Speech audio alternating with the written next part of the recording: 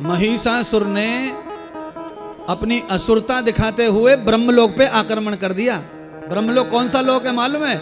महिषासुर को जिन्होंने वरदान दिया, आशीर्वाद दिया, उसी ब्रह्मा पे आक्रमण कर दिया महाराज। ये महिषासुर है। जहां से अपन ने आशीर्वाद लिया है, कुछ सीखा है, जहां से पहचान बनी है, उस पे ही आक्रमण कर दिया जाए तो ये राक्षस के अलावा इसका कोई दूसरा नाम नहीं है। ये असली संतान ही नहीं है किसी की। ये ऐसी ही संतान है, मिला जुला के पैदा हुई है संतान। जहां से आशीर्वाद मिला हो वहां कभी गद्दारी नहीं करनी, कर दी। ब्रह्मलोक में आक्रमण कर दिया महिषासुर ने। ब्रह्मा जी भाग गए डर के हमारे देवताओं के साथ। ये विष्णु लोक में चला गया, बैकुंठ में, वहां भी, और कैलाश में, तीनों लोकों को भी इसने जीत लिया महाराज। ब्रह्मा विष्णु भी भाग गए। सुनिए, कभी कभी अगर आपका दुश्मन आपसे ज्यादा बड़ा और शेर लगे तो ऐसी स्थिति में चुपचाप भाग जाओ, निकल जाओ, बच जाओ, और बाद में सारी काम, सारी योजनाएं फिट हो जाएंगी। पर समय पर अपने आप को बचाना बहुत ही जरूरी है। शक्ति को पहचानो, पहले योजना पहचान लो। और योजना, और उस समय आपकी अकल है, बुद्धि आपके पास, विचार है, पढ़ाई है, तो साधना करो। ब्रह्मा होशियार है, विष्णु होशियार है, शिव होशियार है। क्योंकि भैंस का बच्चा है, इससे बुद्धि से लड़ा जा सकता, शक्ति से लड़ा जाएगा। कैसे? शक्ति। अच्छा बोलो, भैंसा के आगे कोई वेद मंत्र बोला, ये पंडित ये भैंसा मानेगा या पंडित जी आगे पैर छूलू जाके है? हाँ, ये वेद मंत्र पढ़ तो रह जाएगा और वो एक ही पटक में जाके लम्बा पाड़ देगा, जा सवरे सौदा है। मैं कथा सुनाऊंगा भैंसा को। ओ भैंस के बालक, कथा सुन ले, तो कथा सुन लेगा वो। इसीलिए कहावत बनी है कि भैंस के आगे बीन बजाना। यानी कि जो भैंस का पुत्र है, जानवर है, उसको कथा बता, भजन ध्यान कुछ भी जमने वाला नहीं। और जो भैंसा हो गया बुद्धि से, उसको ये नहीं समझता कि क्या किसी की बदनामी करेंगे तो क्या नुकसान होगा किसी का, क्या अपमान होगा किसी का, क्या परिणाम होगा हमारा। बुद्धि भैंस की होगी, उल्टा बुद्धि होगी। अब जब भैंस बुद्धि हो जाए तो फिर उस पर कोई भरोसा करने जैसा नहीं है। जितना हो सके जानवर से, अपना पेड़ पे चढ़ो, तालाब में कूदो, पर जानवर से प्राण बचाने चाहिए। और फिर आराम से योजना बनाओ।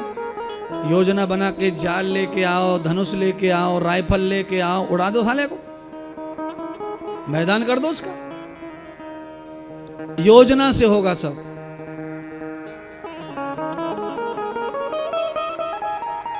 देवता दौड़कर कहां पहुंचे?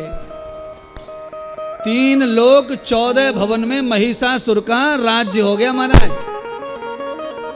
बोलो, अभी तीनों लोकों पे शासन तो चक्रवर्ती का भी नहीं हो पाता है। तीनों लोकों पे बैठ गया राज्य बन करके, और किसी को पानी तक नहीं पीने दे रहा, इतना त्रास दे रहा। राजा तो राजा ठीक है भाई, ले ले, पर जीने तो दो, जीने भी ना देता।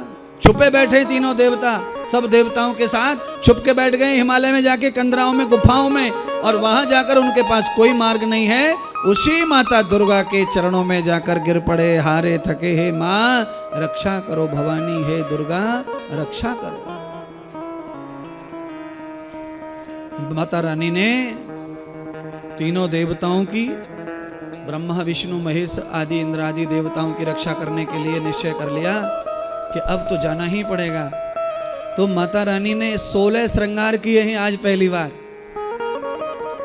युद्ध के मैदान में जाने के लिए लिपस्टिक की क्या जरूरत है, पर लगाई क्यों? 16 श्रृंगार करके वो राक्षस के सामने जा रही हैं, और ऐसी सुगंध पैदा कर ली शरीर में जिस सुगंध के आकर्षण में सारे दैत्य पागल हो जाए।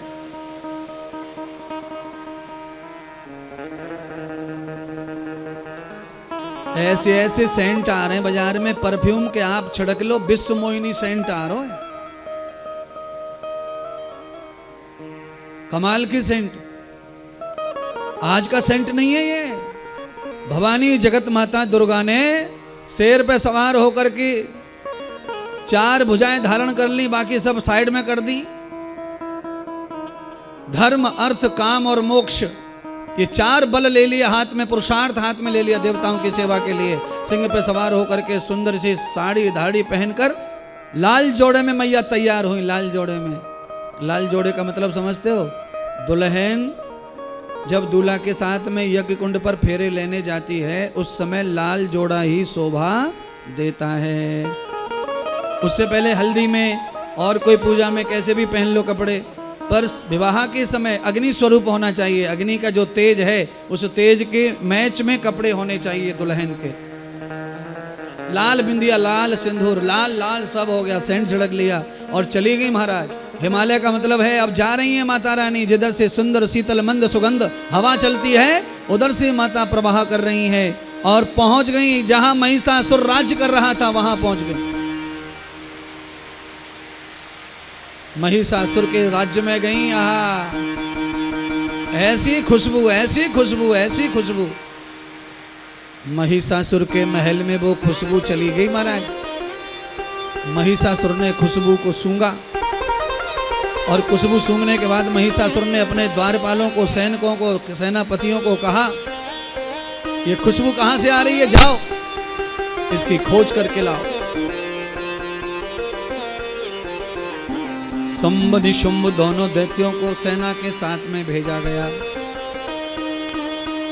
खुशबू को देखा, खुशबू देने वाली कंपनी, फैक्ट्री, दुर्गमाता शेर पे सवार, सारा दर्शन करके लौट गए और जाकर महिषासुर को कहा महाराज ये जो खुशबू आ रही है, जो आपके मन को भा रही है, ये खुशबू ऐसे पेड़ पौधों की नहीं है, ये खुशबू एक शेर पे सवार होकर अति सुंदर महिला आई हुई है और हिमालय में जाकर खड़ी है, उसके शरीर से ये सुगंध आ रही है, ऐसी दिव्य सुंदरी हमने कभी देखी नहीं है। महिषासुर ने सेनापतियों के सम्मुख के मुंह से महिला की सुंदरता की प्रशंसा सुनी और खुशबू ही तो आ ही रही थी नाक में दूर से खुशबू।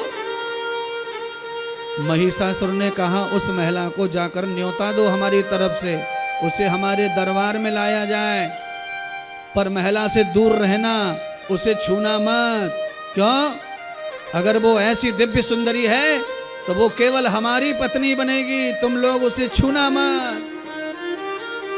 तात्पर्य कथा का कि महिषासुर दूर से ही बिना देखे, लेडीज को देखा ही नहीं और बिना देखे दूसरों से ही सुन के प्रशंसा पति बन गया, अपने मन से ही पति हो गया।